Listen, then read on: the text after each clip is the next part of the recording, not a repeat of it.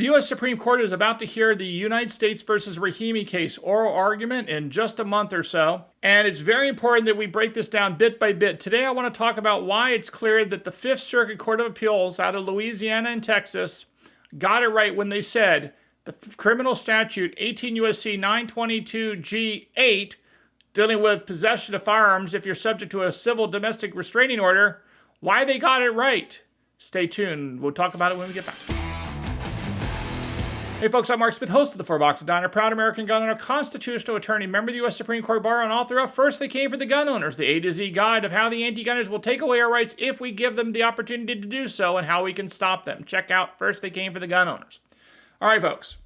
So we've been talking about United States versus Rahimi. We got to go back in time to remember that the way this all came about is that the United States Court of Appeals for the Fifth Circuit, which is based in Texas and Louisiana, specifically in New Orleans, came out with a 3-judge panel that said, indeed, that the federal criminal statute 18 U.S.C. 922 G8 is unconstitutional on its face.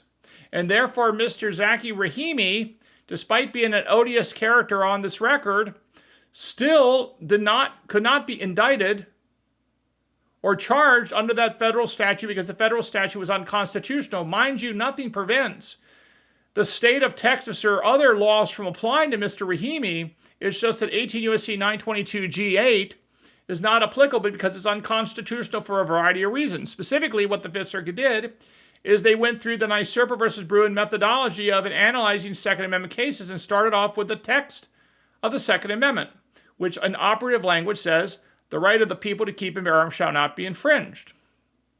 So that obviously requires us to understand who are the people. Well, the Supreme Court has already said in Heller, and also in Bruin, that the people, as referenced in various aspects of the Bill of Rights, including the Second Amendment's the right of the people to keep and bear arms, includes all Americans, those people who have association with this country. And again, that obviously includes American citizens. This, because Mr. Rahimi is an American citizen, there's no dispute that Mr. Rahimi is a part of the people at a textual level, and therefore he presumptively enjoys the right to keep, which means to possess, and the right to bear, which means to carry guns for self-defense and for all lawful purposes. So at a textual basis, this law, 18 U.S.C. 922 G8, that says that if you are subject to a domestic restraining order with certain conditions, you are not allowed to possess a firearm. Now, hear what I just said. Not only that you can't carry a firearm, you can't possess one.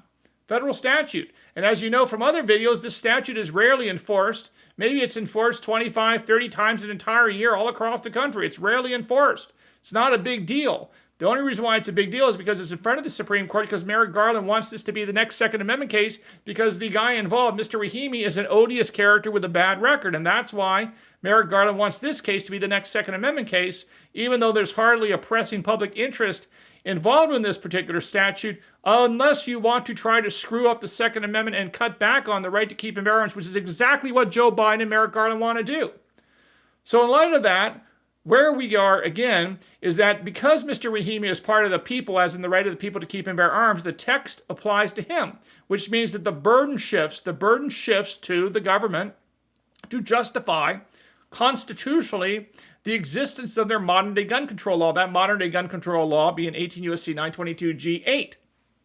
So then what happens? So, of course, what happened was the Department of Justice in the Fifth Circuit threw up, as they are wont to do, they throw up a bunch of spaghetti against the wall and hope some of it sticks. So they threw every conceivable gun control-related law from anywhere in and around the founding period, before, after, and so on, to try to see if anything stuck. Well, the Fifth Circuit didn't just take the gestalt and make stuff up. It literally analyzed regulation by regulation, law by law, because that's what it's supposed to do. Because as you recall, once the burden shifts to the government has the burden to justify its regulation by demonstrating that the modern-day gun control law is consistent with this nation's historical tradition of firearm regulation. And that word is key. It's not some airy-fairy type of history as told by some historian at some Ivy League school that doesn't like guns. No, it has to be actual firearms laws on the books. If there are no firearm or gun control laws on the books at the time of the founding, then the anti-gunners cannot use those. The Department of Justice cannot use those things which don't exist to justify the existence of some tradition of regulating or restricting firearms, right? So anyway, let us continue on. So the government, again, threw up a bunch of analogs. They first start off, of course, with, believe it or not, the English Militia Act of 1662. Did you hear what I just said? Now, if you're on this channel, you're the smartest person in the room. You know that the Militia Act, the English, not the American, the English Militia Act of 1662, what is the fundamental problem with that? Well, we all know that the English Declaration of Rights that guaranteed the right to keep and bear arms of all Protestants in England came about in the year of our Lord, 1689. So that's right, the Department of Justice is literally using an English Militia Act of 1662, which is decades before the English Declaration of Rights, which makes it kind of like irrelevant. Nevertheless, that is what the Department of Justice tried to justify the 922G8 statute. That was the first thing they set forth. But beyond that, as we know from your history, the English Declaration of Rights in the late 17th century arose because the Catholic King James II was using gun control to take guns away from his political enemies, which is how he got dethroned and replaced by the Protestant king and queen, William and Mary. And as part of the process of William and Mary becoming the king and queen of England, they also adopted the English Declaration of Rights, which guaranteed the right to keep and bear arms. Nevertheless, our Department of Justice with Merrick Garland was using a statute that was decades before that in England to try to take away my right to keep and bear arms and your right to keep and bear arms. And the Fifth Circuit says no can do, because a Catholic king trying to take away English rights before the English Declaration is too early and certainly doesn't speak to the question of the Second Amendment and its meaning. Then the government sought to rely on laws from several colonies and states that disarmed groups of people, classes of people that were deemed dangerous. So, for example, they cited to laws that said that slaves could be disarmed. But we know that's a no-no, because the Supreme Court has already said that laws against, banning slaves from having guns do not speak to the rights of an American citizen being disarmed. Likewise, the Department of Justice tried to rely on laws that said that Native Americans, or as Justice Kennedy said in the oral argument in Heller, the Indians, the Native Americans and the Indians, they were disarmed. Specifically, they weren't actually disarmed. I think they were, technically speaking, you could not sell them guns. But nevertheless, for the purposes of this discussion, the Department of Justice argued that the Native Americans could be disarmed by certain states. But again, the Native Americans were not viewed as Americans. They were viewed as foreign tribes. So disarming like ISIS or Iranians overseas has nothing to do with a precedent that would take away guns from Americans here in the United States. It's not the same. Those are apples and oranges. So again, these laws that the Department of Justice tried to use dealing with Indians, slaves, and so on, they were really talking about people that were outside of the scope of the American citizenry. So too were the laws that said that Tories who were fighting against us in the American Revolution, so too were those not applicable analogs, because again, when the Tories refused to swear an oath to the American cause, we were essentially at war with them. And when you're at war with someone, obviously you can disarm them, but that doesn't speak to what we're talking about today in the 21st century, which is when can our government take away guns from American citizens because of an individualized determination that that particular person is somehow a violent threat in some way to themselves or to someone else. Again, talking about people in a time of war is not an analog, and that's what the Fifth Circuit said, and I think they were right to say that. The next thing that the Department of Justice did in the Rahimi case in the Fifth Circuit is they tried to talk about proposals,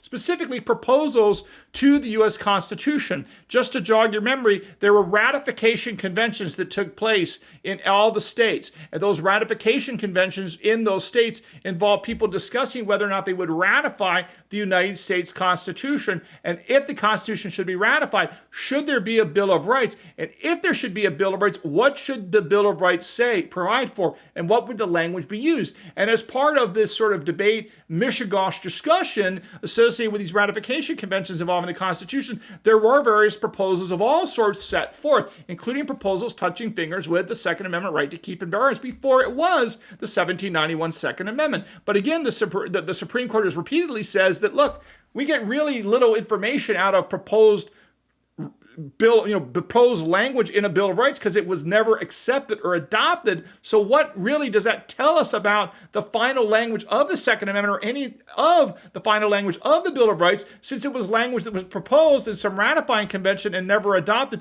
Basically, the Supreme Court says that tells us very little. It's not really probative of anything, and it certainly does not rise to the level it needs to take away our gun rights by showing what is known as a nation's historical tradition of firearms regulation. It doesn't rise to that level. And the Fifth Circuit said, obviously, that's true. It doesn't rise to that level. We're not going to consider that as a basis to justify the Section 922G8, which was all about what the Rahimi case was dealing with. And the last thing that really the Fifth Circuit got into are these surety laws. Now, we've talked about these surety laws before. The way these worked was if your neighbor, let's say, thought that you were a danger to him, he had the ability to go to court and ask a judge after a trial that you were a danger to him and you should be required to post a bond or a surety in order to continue to carry a gun, to bear arms. And if the judge found that indeed you were a danger to your neighbor after a trial, mind you, the judge could enter as a remedy that you had to post a bond or a surety. And the thing is, if you did that, you could continue to keep and bear arms, no debate. But again, think about what's going on here. They tried to use this to justify the 18 U.S.C. 922G8 law, but the 922G8 law in federal law today says that if you're subject to a restraining order, a domestic restraining order, guess what? You can no longer carry guns, nor can you keep guns, or you can't possess guns or anything like this, nor do you have the opportunity to, let's say, post a surety or a bond to continue to exercise your right to keep and bear arms. Therefore, the Fifth Circuit says that the surety laws were simply not an analog law to be compared to 922G8, one of which, of course, they only dealt with bearing, meaning the carrying of guns in public, and number of two, 922 deals with all of it. And of course, you have no option to post a bond in the modern era. So that's why the analog doesn't work, according to the Fifth Circuit, and I agree with them as well. So in short, the United States Court of Appeals for the Fifth Circuit based in New Orleans in a 3-0 decision, including a very powerful concurrence. And you're going to hear this name in the future if there's a Republican president. A very strong concurrence by James Ho. James Ho is a future Supreme Court shortlister. He's on par with Amal Thapar and some of these others that we've talked about. And I can tell you, if there is a Republican president, whether it be President Trump, President DeSantis, President Ramaswamy, or any of those potential Republican presidents that are now running, I can tell you that James Ho will be on the short list and will be seriously considered to be elevated to the U.S. Supreme Court should a vacancy arise. So he has a lot at stake in his in this Fifth Circuit case, going to the U.S. Supreme Court, and Rahimi, given the fact that he wrote a very powerful concurrence, really saying that if you think someone is a danger to themselves or to others, the right remedy is to convict them of a crime and put them in prison, and don't have them wander around the street. Because basically his argument is the argument that we've made before on this channel and other places, which is that if you are too dangerous to be on the street with a firearm, you are basically too dangerous to be on the street, period. Okay? All right, folks, hope you learned a little bit something here today. We're going to have to keep talking about this Rahimi case. This is mission critical because this case is a clear and present danger to the Second Amendment, and that's why we really have to make sure we all understand what's going on here and really dig deep. So again, I appreciate you spending time with us today. If you haven't subscribed to the Four Boxes Diner, please do so. Don't forget to follow us at Four Boxes Diner on X or Twitter, and we'll see you again soon here at the Four Boxes Diner. Orders up. Table 2A.